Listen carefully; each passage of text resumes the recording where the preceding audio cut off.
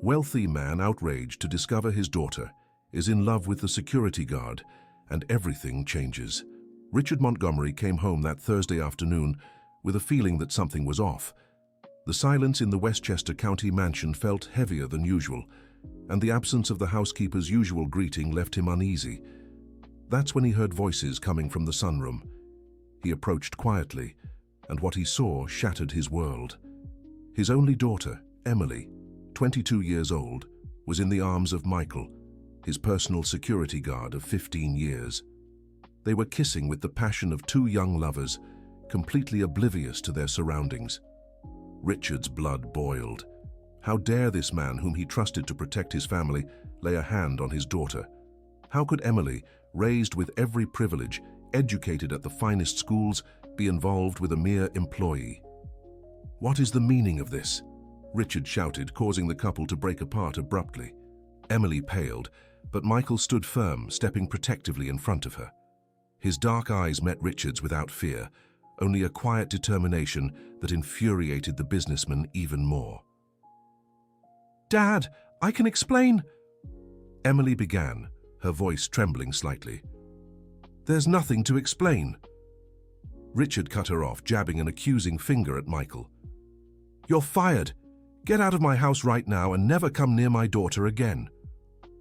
Michael took a deep breath before responding, his calm voice a stark contrast to Richard's fury. "Mr. Montgomery, I understand your shock, but you should know. I truly love your daughter. This didn't just start yesterday." "Love?" Richard laughed bitterly. "You're nothing but a gold digger who saw an opportunity to climb the social ladder at my daughter's expense." Emily stepped forward, her brown eyes flashing with indignation. "Dad, you have no right to speak to him that way. Michael is an honorable and decent man. You've known him for 15 years, you should know that. I know employees who understand their place," Richard snapped. "And you, young lady, are grounded until this madness passes." Dear listener, if you're enjoying the story, don't forget to like and subscribe to the channel. It helps us newcomers a lot. Now back to the story. The atmosphere in the Montgomery mansion in the following days became unbearable. Richard had tightened security, hiring new men to ensure Michael never set foot on the property again. Emily remained locked in her room, refusing to speak to her father, while her mother, Catherine, tried, with little success, to mediate. Catherine Montgomery, an elegant 50-year-old woman, had met her husband when he was still building his real estate empire. Coming from a middle-class family, she understood both Richard's pride and Emily's defiance. But this time, she felt her husband had gone too far. "Richard, you need to talk to our daughter," Catherine said, stepping into the office where her husband was sifting through stacks of documents, clearly trying to distract himself. "She can come apologize and promise never to see that man again." Richard replied without looking up. "You're being unfair. Michael has always been loyal to our family. Remember when Emily was little and—" "I don't want to hear it." Richard slammed his hand on the desk. "He betrayed the trust I placed in him. 15 years wasted."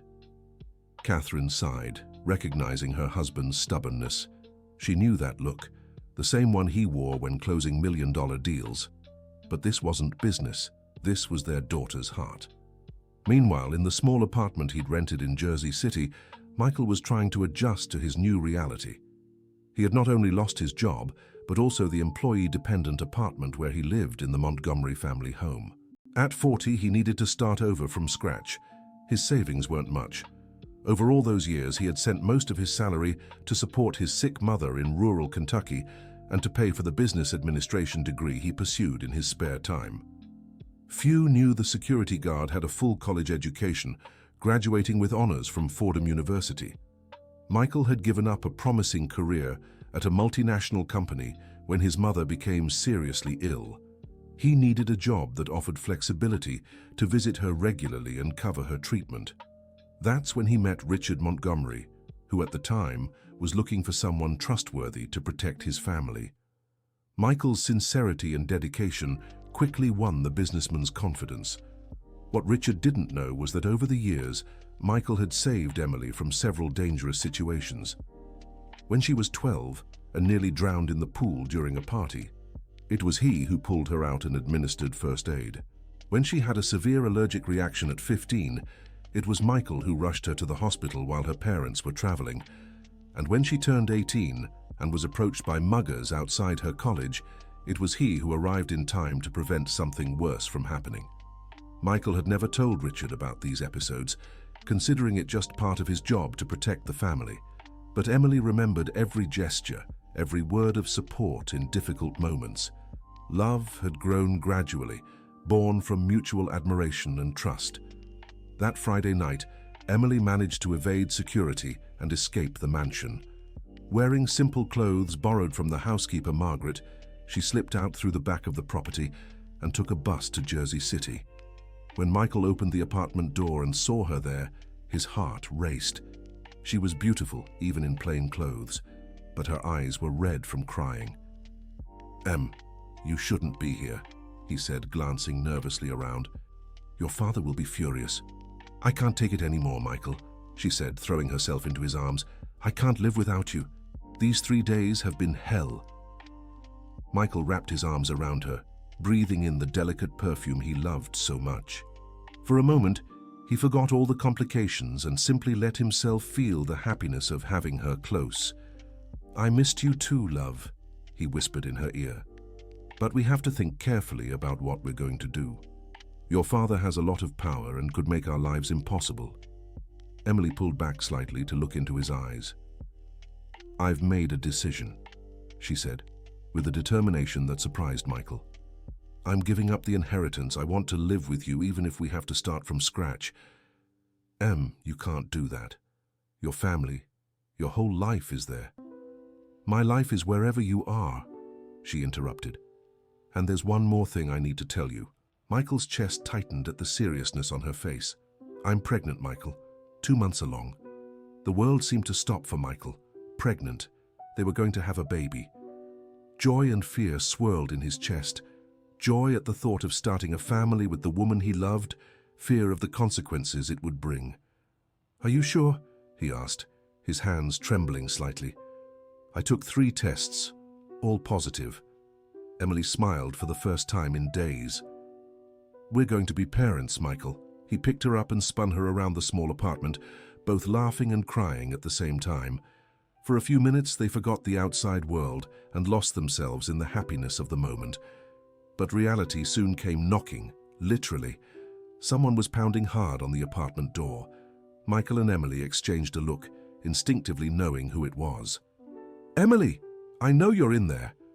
Richard's voice echoed down the hallway. "Come out right now or I'll call security." Michael took a deep breath and went to the door. "Mr. Montgomery, your daughter is fine. There's no need for a scene." "Open this door now," Richard shouted, pounding on the wood. Michael looked at Emily, who nodded. He unlocked the door and opened it slowly. Richard stormed in like a hurricane, followed by 2 security guards Michael didn't recognize. "You'll regret kidnapping my daughter." Richard lunged toward Michael, but Emily stepped between them. "No one kidnapped me, Dad. I came here on my own."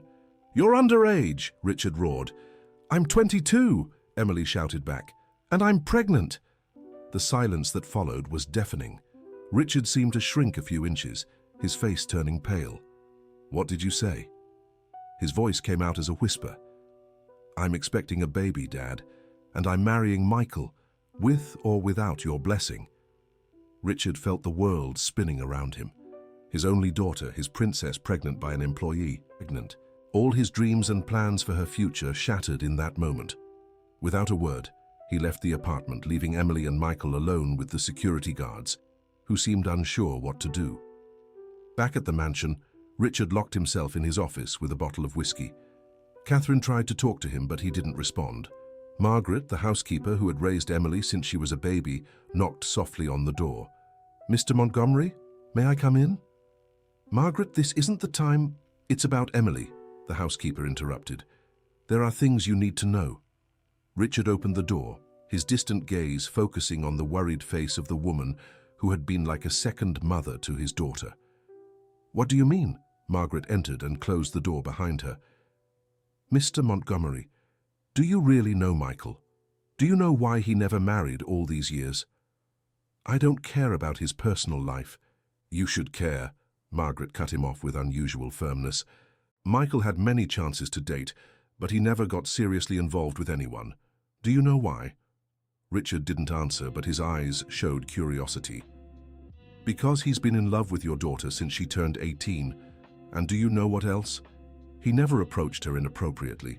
He respected his position and her age. They only got together when she turned 21 and made the first move. How do you know this? Because I've been watching Mr. Montgomery. All these years I've seen how he looked at her, but I've also seen how he kept a respectful distance.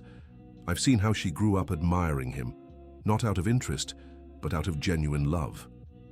Richard took a sip of whiskey, processing Margaret's words. And there's more, the housekeeper continued. Do you remember the day Emily almost drowned in the pool? She was 12. You told me she slipped. That's not what happened, Mr. Montgomery. She had an asthma attack in the water and passed out. Michael jumped in fully clothed, pulled her out and gave her mouth to mouth until she started breathing again. He asked me not to tell you because you were dealing with work problems at the time. Richard felt a tightness in his chest. Michael had saved his daughter's life and never mentioned it. And when she had that allergic reaction at 15, you and Mrs. Montgomery were traveling. Michael rushed her to the hospital, stayed all night, and signed all the papers as her temporary guardian.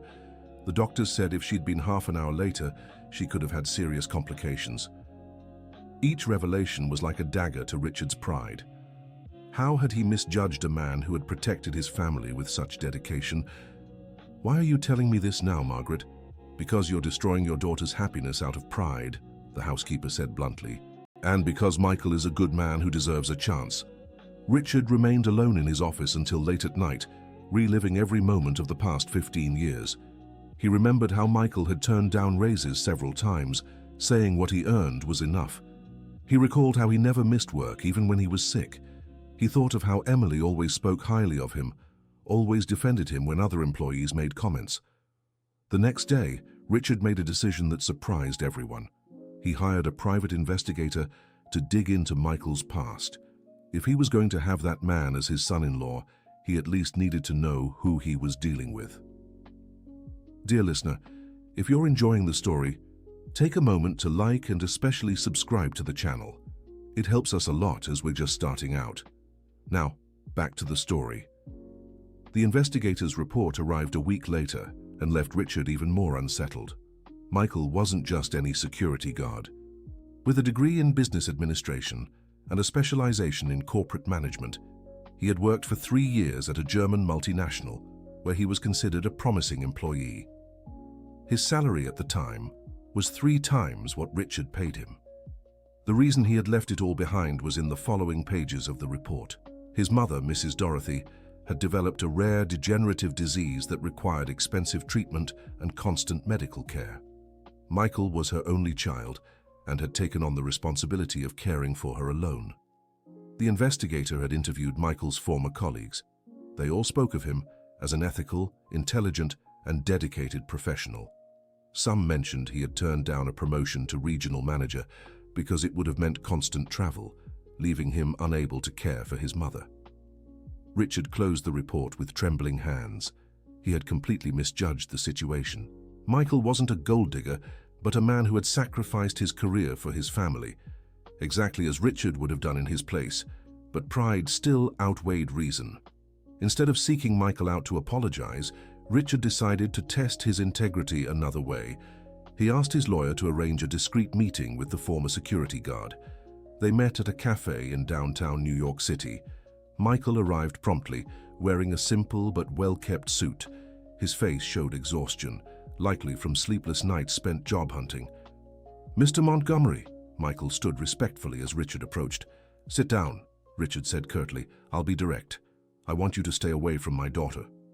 Michael took a deep breath before answering. "We've already discussed this, sir. My answer hasn't changed." Richard opened a folder and placed a check on the table. The amount was enough for Michael to live comfortably for years without working.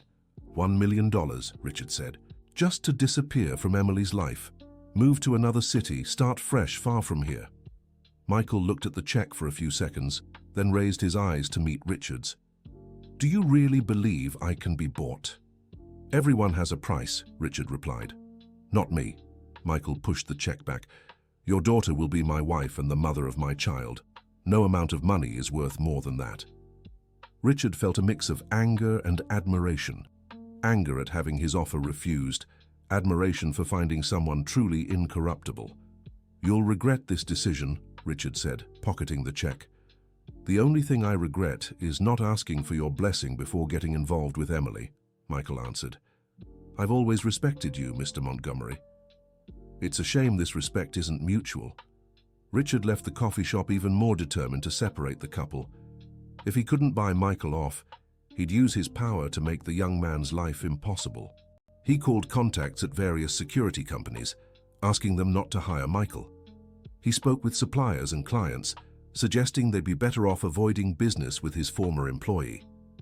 The strategy worked partially. Michael had several job interviews cancelled at the last minute or received rejections without convincing explanations. He quickly realized Richard was using his influence against him, but decided not to tell Emily to spare her further pain.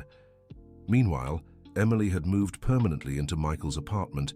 She discreetly sold some jewelry she'd received as gifts over the years to help with expenses. When the money ran out, she found work as a receptionist at a medical clinic.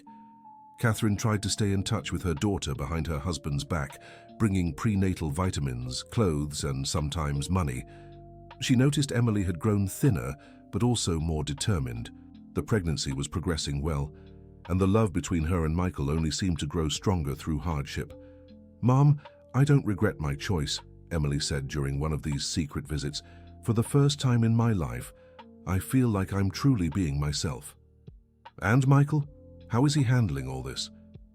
He's suffering, but he doesn't show it. I know Dad's preventing him from getting a job, but he won't give up. He's doing odd jobs, working security at events, installing alarm systems. He's working twice as hard to provide for me. Catherine saw happiness in her daughter's eyes despite the struggles. It reminded her of her own youth when she'd met Richard. She too had faced family disapproval, though for opposite reasons. Her parents thought Richard wasn't good enough for her. Your grandmother said the same thing about your father when we started dating, Catherine told Emily. She thought he was too ambitious, that he just wanted to take advantage of our social standing. How did you overcome it? Your father proved her wrong. He worked hard, showed his character, and gradually earned the family's respect. But it took nearly 5 years. Emily squeezed her mother's hand. Then you understand why I can't give up on Michael. Catherine nodded, though her heart broke seeing the family torn apart by pride and prejudice. The situation reached its breaking point when Emily fell ill at work and was rushed to the hospital. She was 5 months pregnant and had started bleeding, terrifying everyone. Catherine got the call from Michael and hurried to the hospital, arriving before Richard. She found Michael in the waiting room, visibly distraught. His clothes were stained with blood, and he paced like a caged animal. How is she? Catherine asked, steadying her own nerves. The doctors don't know yet. They said it could be stress, poor nutrition, overwork. Michael's voice broke. It's my fault, Mrs. Montgomery. I should have taken your husband's money and disappeared from her life. Don't say that. Catherine gripped his arm. Emily chose to stay with you, and she's strong. She'll be all right. Richard arrived 20 minutes later, accompanied by 2 private physicians. When he saw Michael in the waiting room, his first reaction was anger, but then he took in the young man's state. His blood-stained clothes, the desperation on his face, his hands shaking with nerves. How's my daughter? He asked Catherine, ignoring Michael. We don't know yet. The doctors are still examining her. Richard sat in silence, discreetly watching Michael. The young man couldn't stay still, pacing anxiously one moment, sitting and standing abruptly the next. It was obvious he was desperate at the possibility of losing Emily and the baby. Dr. Williams, Emily's obstetrician, stepped out of the room with a serious expression. How is she, doctor? Richard stood up quickly. Stable for now. The bleeding was caused by stress and poor nutrition. The pregnancy continues, but she needs complete rest and constant monitoring. Can she come home? Richard asked. She can, as long as someone is there to care for her 24 hours a day, and she needs to eat better, take the right vitamins, attend regular prenatal checkups. Michael approached timidly. Doctor, I can take care of her. I'll do whatever it takes. Dr. Williams looked at Michael, then at Richard and Catherine. Ideally, she should have every possible comfort. Emotional stress could harm both her and the baby. The message was clear. The family's separation was affecting Emily's health. Richard fell silent as Michael entered the room to see Emily. Through the door window, he could see them whispering, Michael holding her hand gently, Emily smiling despite her weakness. "He truly loves her," Catherine murmured beside her husband. "That doesn't change the fact she deserves better," Richard muttered, but his voice lacked its earlier conviction. "Better than someone who loves her unconditionally, who's willing to work day and night to care for her, who sacrificed his career for his family." Richard looked at his wife in surprise. "How do you know about his career?" "Margaret told me, and I looked into a few things myself," Catherine admitted. "Richard, you're tearing our family apart out of pride. Emily chose a good man. Isn't that what we always wanted for her?" That night, Richard couldn't sleep. He kept thinking about Catherine's words, Margaret's revelations, the investigator's report. Michael had proven his integrity in every possible way. He'd refused money, endured silent persecution, cared for Emily with unwavering dedication. Dear listener, if you're enjoying the story, take a moment to like and especially subscribe to the channel. It helps us newcomers a lot. Now, continuing. The next morning, Richard made an unexpected decision.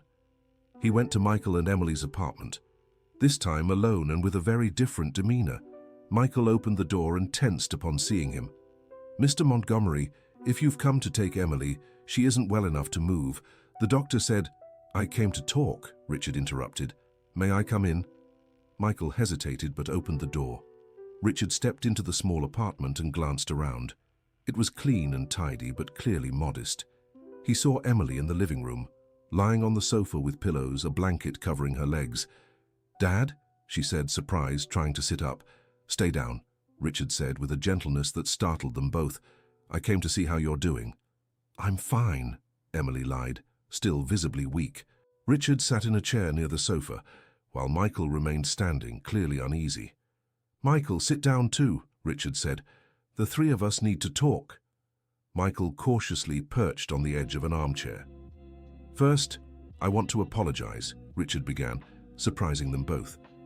"I'm sorry for judging you without knowing the whole truth."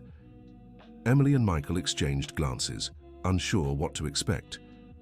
"I've learned some things about you, Michael. About your education, your past career, the sacrifices you made for your mother. And I also found out about the times you saved my daughter over the years." Michael lowered his head, uncomfortable with the exposure. "It was my job to protect your family, sir." "No, it was more than that," Richard countered. "It was genuine love for our family. And I repaid you with injustice and persecution." Emily felt her eyes fill with tears as she heard her father speaking so differently. "Dad?" "Let me finish," Richard continued. "I also discovered that the two of you truly love each other, and that my daughter is happy, despite all the difficulties I caused." Richard stood and approached Michael. "I'm here to ask for your forgiveness and to offer my help, if you'll have it, of course." Michael also stood, still processing Richard's words. "What kind of help, sir?" "To start, I want Emily to come home until the baby is born. She needs proper medical care, good food, and rest. And you can come too, of course." "Dad, are you serious?" Emily asked, trying to control herself from crying. "I'm serious. But there's more," Richard went on. "Michael, I know I'm responsible for your struggles to find work. I want to fix that. I have a proposal for you." Michael waited in silence. "I'm expanding the business upstate. I need someone I can trust to manage operations in Charlotte. The salary is 3 times what you made as a security guard, with profit sharing and full autonomy to build your team." Michael was stunned. It was exactly the kind of opportunity he'd always dreamed of. "Why are you doing this?" he asked, wary. "Because I realized I misjudged the whole situation, and because I want my daughter back," Richard admitted. "But mostly because you deserve a chance to show your potential." Emily began to cry, but now from relief and happiness. "Dad, I can't believe you're saying this." "There's one condition, though," Richard said, making the mood tense again. "What?" Michael asked. "That you two get married officially. I want my grandchild born into a stable family." Michael looked at Emily, who nodded, smiling through her tears. "We accept both offers," Michael said, extending his hand to Richard. Richard shook his future son-in-law's hand and, on impulse, hugged him. "Welcome to the family, son." Emily's return home felt like a rebirth for the whole family. Catherine cried with joy seeing her daughter back in her room, properly cared for. Margaret could barely contain her happiness, rushing around preparing Emily's favorite meals. Michael settled into the guest room, initially uneasy with the mansion's opulence but gradually adjusting. Richard made a point to include him in business discussions during dinner, impressed by his ideas and perspective.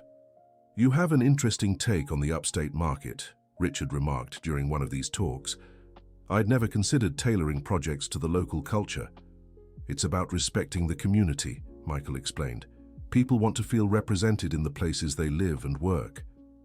Catherine watched her husband's interactions with Michael with satisfaction. She saw how Richard was discovering the qualities she and Emily had known for years. The wedding was set for a month later, a simple ceremony at the family's church, followed by a reception in the mansion's garden. Emily insisted on something understated, given her pregnancy and their recent reconciliation. "I don't want anything flashy," she told her mother while choosing her dress. "I want something that represents our real love." "Are you sure that's what you want?" Catherine asked. "I can arrange something bigger if you'd like." "I'm sure, Mom. What matters is marrying the man I love, with our family's blessing." The week before the wedding, Richard called Michael into his office for a private talk. "I want you to know it wasn't easy for me to accept this situation," said Richard, pouring 2 glasses of whiskey. "I can imagine, sir, and I'm grateful you gave us a chance." "Don't thank me yet," Richard laughed. "You still have to prove you can be a good husband to my daughter and a good father to my grandson." "I intend to spend the rest of my life proving that," Michael promised. Richard studied the young man's face for a few seconds. "You know I can be a very demanding father-in-law, don't you?" "I wouldn't expect anything less from you," Michael smiled. "Emily is your only daughter. It's only natural you'd want the best for her." "Exactly. And now you're part of what's best for her." The two toasted in silence, sealing a truce that would gradually turn into mutual respect and eventually genuine affection. The wedding day dawned sunny. Emily was radiant, her simple yet elegant dress perfectly disguising her 6-month bump. Michael, in the new suit Richard had insisted on buying, was visibly nervous but happy. The ceremony was emotional. When the priest asked if Richard gave his daughter in marriage, he answered firmly, "I do, with pride and joy." The tears in Emily's eyes and Michael's genuine smile made Richard certain he was making the right decision. The reception was intimate, just close family and a few friends. Richard gave a speech that moved everyone. "I admit it took me a while to accept this marriage. I let pride speak louder than my love for my daughter.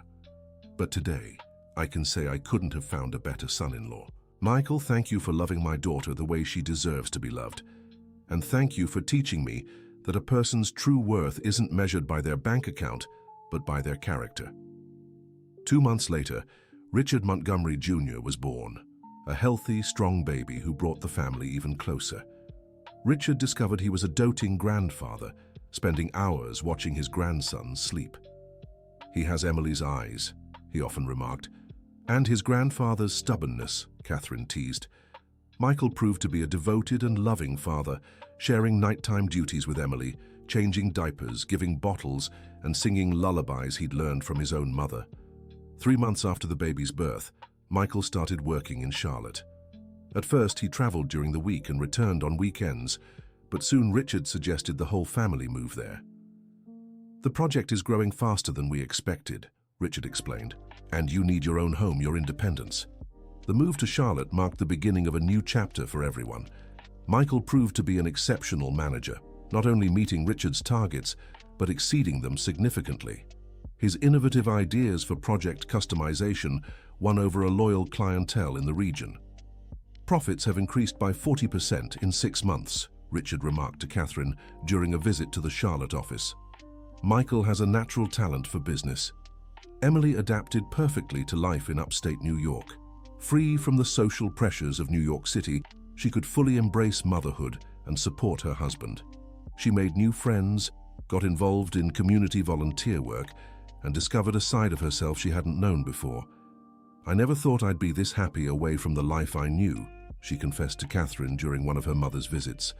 "It's because you're living your own life now, not the life others planned for you," Catherine replied, watching her daughter play with her grandson in the garden. A year later, Richard made a decision that even surprised Catherine. He announced he was semi-retiring and handing over the company's management to Michael. "Are you sure about this?" Catherine asked privately. "I am." Michael proved he has the ability, business vision, and most importantly, integrity. The company will be in good hands. "And you, what will you do?" "I'll be a full-time grandfather," Richard smiled, "and maybe travel a bit with you. We have a lot of lost time to make up for." The company's presidential transition ceremony was a landmark event. Richard gave an emotional speech, recounting the entire story of how he had met Michael and how his prejudices had almost destroyed his family's happiness. "I've learned that true leadership isn't about imposing our will, but about recognizing people's potential and giving them opportunities to shine," Richard said. "Michael is proof that when we judge people for who they truly are, and not by their social standing, we find unexpected treasures." Michael, visibly moved, gave a speech thanking him for the opportunity and promising to honor the trust placed in him. "Mr. Montgomery, you gave me much more than a job. You gave me a family, a chance to prove my worth, and the opportunity to build a dignified future for my wife and son. I promise to work every day to deserve this trust." 5 years later, the company had become one of the leading construction firms in upstate New York. Michael had implemented social programs for the community, created a foundation to help underprivileged families build their own homes, and developed sustainable projects that became industry benchmarks. Richard, now with 4 grandchildren, Emily and Michael had 3 more children, divided his time between being a grandfather and an informal consultant for the company. His relationship with Michael had evolved from tolerance to respect, and from respect to genuine paternal affection. "You know, Catherine," Richard said one afternoon, watching Michael play with the children in the garden, "sometimes I think about what would have happened if I had insisted on keeping them apart." "Don't dwell on that," Catherine replied, holding her husband's hand. "What matters is that you recognized your mistake and had the courage to change it." "It wasn't courage," Richard reflected. "It was love for Emily, and then it was admiration for Michael. He taught me that true nobility of character has nothing to do with birth or bank accounts." Emily, now a fulfilled 28-year-old woman, watched her gathered family with endless gratitude. Her decision to fight for love had not only transformed her life, but the entire family dynamic. "What are you thinking about?" Michael asked, approaching her after putting the children to bed. "About how everything changed," she replied, nestling into her husband's arms. "Sometimes it feels like a dream." "A dream that almost didn't come true," Michael reminded her. "If you hadn't had the courage to stand up to your father—" "I would have faced the whole world for you," Emily interrupted, "and I'd do it all over again." Michael kissed her gently, grateful every day for the persistence and courage of the woman he loved. "Me too," he whispered in her ear, 1,000 times over. The Montgomery family's story became well known in the region as an example of how true love can overcome prejudice and social differences. Richard was often invited to speak at business schools, where he shared his experience of nearly losing his daughter to pride, and how he learned to value character over social status.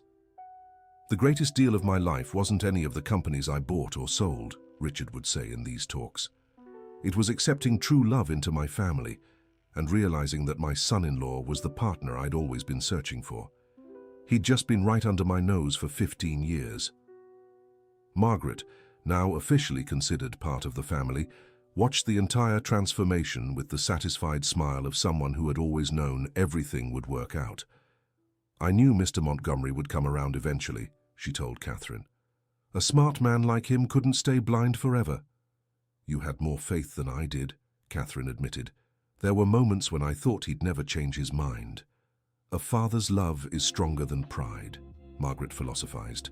"He just needed time to mature." 10 years after the wedding, Richard surprised Michael with an unexpected proposal. "I want you to be my official partner in the company," he said during a family dinner. "But I already manage everything," Michael began. "It's not about management," Richard interrupted. "It's about recognition. You've built this company as much as I have. You deserve to own it too." The formalization of the partnership was another milestone in the family's journey. Michael, who had started as a simple security guard, was now co-owner of one of the largest real estate groups in upstate New York. "From security guard to businessman," Emily teased, "my husband is full of surprises." "The only surprise is that I managed to convince you to marry me," Michael always replied, making her laugh. Richard, watching the couple's interaction, felt deep satisfaction. He had almost destroyed this happiness out of prejudice, but thankfully he had learned in time that true love is the most precious thing there is. Catherine, now a devoted grandmother and wife to a wiser, humbler man, reflected on the lessons learned over the years. "Do you know what the biggest change in you has been?" she asked Richard one quiet evening. "What?" "You learned to listen before judging and to value people for who they are, not what they have." Richard nodded thoughtfully. "Michael taught me that integrity and character are the only treasures that truly matter. The rest are just consequences." The Montgomery family's story continued to be written every day, but its foundations were solid: love, respect, trust, and the wisdom that life's greatest riches can't be bought with money. The end. And what did you think of this story of perseverance and true love? Do you believe Richard made the right decision in the end? Share your honest thoughts in the comments. We love hearing from you. Don't forget to like and, most importantly, subscribe to the channel so you don't miss other heartwarming stories like this one. Thank you so much for being here with us.